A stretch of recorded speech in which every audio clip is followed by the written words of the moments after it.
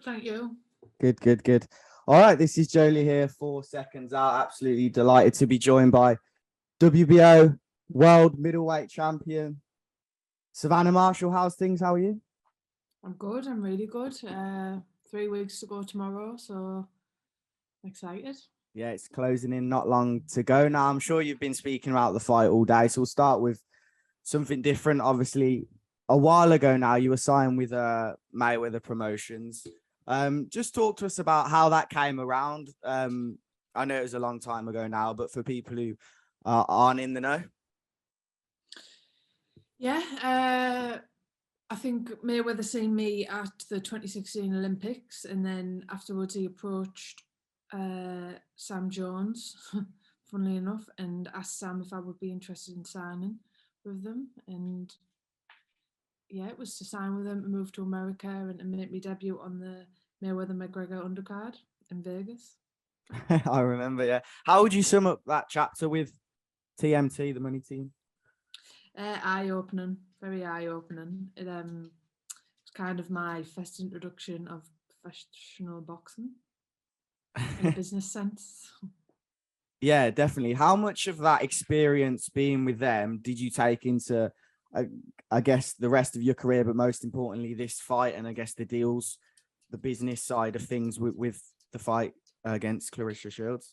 Yeah, massively. I felt like, it was kind of like starting from the top. What, a big company like the Money Team, obviously having my debut on a card like that, in an arena like that. Yeah, and it's all set me up to where I am now. So what happened in terms of once you left? What was the full reasoning behind that? There was just a lot of broken promises. I was over there a long time and I wasn't getting the fights, things like that. So it just made sense for me to come back home. And then with Peter Fury, how did the link up come about? So it was actually through Sam again. So before I went to America, I actually was messaging Sam saying, look, I've never actually trained with a pro coach, all this. And he'd sent one back saying, oh, well, I've got Joe Joyce in Walton training with Huey Fury. So, yeah. Is that a dog in the background? Yeah, it is. Harry, okay. Harry, just put them in the garden, please. Yes, I was really hoping I didn't offend you. It wasn't like a family baby or something, but no, it's actually okay. Good. So yeah, how would you describe your time with Peter? Obviously, it's been working a treat so far. You seem to get on really well as well. But as a trainer, how much has he helped develop you as a professional? Massively. I owe my whole pro career to Peter, and the fighter he's made me I am today. Okay, and this fight has been a long time in the making. It's not long away now. It's an all-female card as well. How important is that for you to be headlining an all-female card and being at the top of that?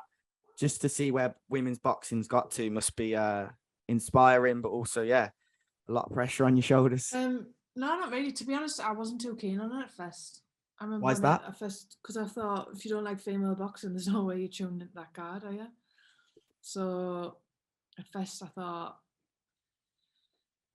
I would have liked to have seen, big fights mixed with big male fights, because it is boxing after all, and I think a lot of us females have been striving for it to be just known as boxing, not female boxing and male boxing, or for them people to say, oh, there's a really good card on at the weekend, and not, oh, there's this female card on at the weekend. Mm-hmm. Interesting. But look, there's some really good fights on there anyway, especially the co-main event, and there's some good prospects on the card, so I think it'll be a good night. Definitely. How do you see that co-main event going? Alicia Baumgardner versus Michaela Meyer?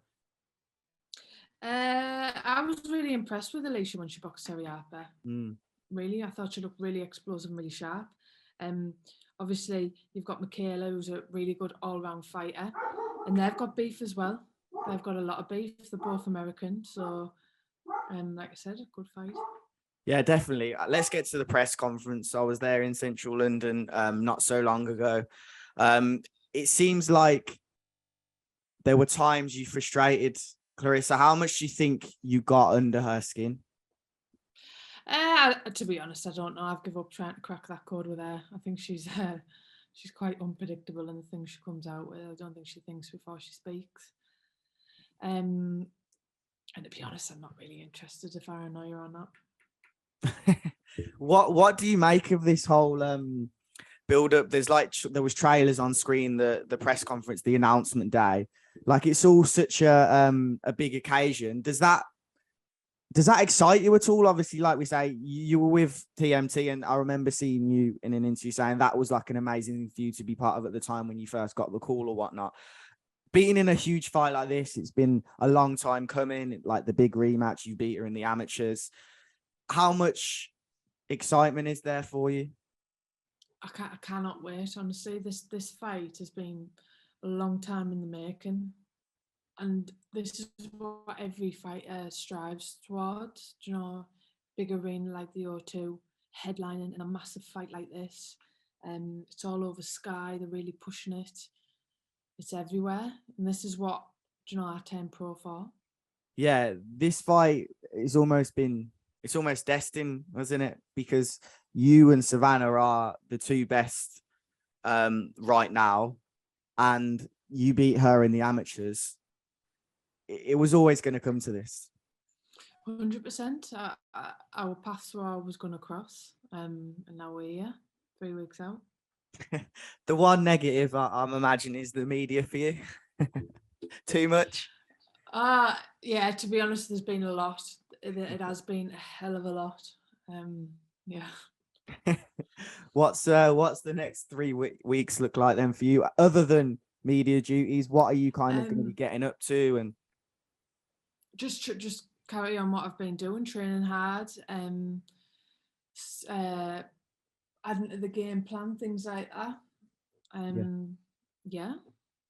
2 more questions then. Sparring partners, who have you been getting in to help you? I always spar a female actually called Cindy Nagambia. She's actually a really good amateur. She's on the GB squad now. I've sparred Cindy for a couple of years now. So I always have Cindy in. I've been going down to John Pegg's gym in Birmingham, where I've been sparring Tion Gibbs and Casey Benjamin. Yes, I saw that east side, yeah. And also a few other local lads, yeah. Nice. And last question for you. Obviously, it was originally scheduled to be, or nothing was actually confirmed, but there were rumors it would be in Newcastle, obviously closer to where you're from. But it's in London. How much would you have liked it to be in Newcastle, and how happy are you that it's in London? It would have been nice. It would have been really nice to have it in Newcastle, but Claressa didn't want it there. Said she didn't want to go back to Newcastle. So look, I've got to play ball. But it is what it is. Is that a little bit frustration? You can't have it in your hometown. This is obviously the biggest fight. And yeah, to have it in your hometown, you can't deny that. Just, it's kind of like the cherry on the cake. It would have been. Yeah, it would have been. It would have been nice. And I think it would have been massive at St. James's Park. Like I said, she didn't want it.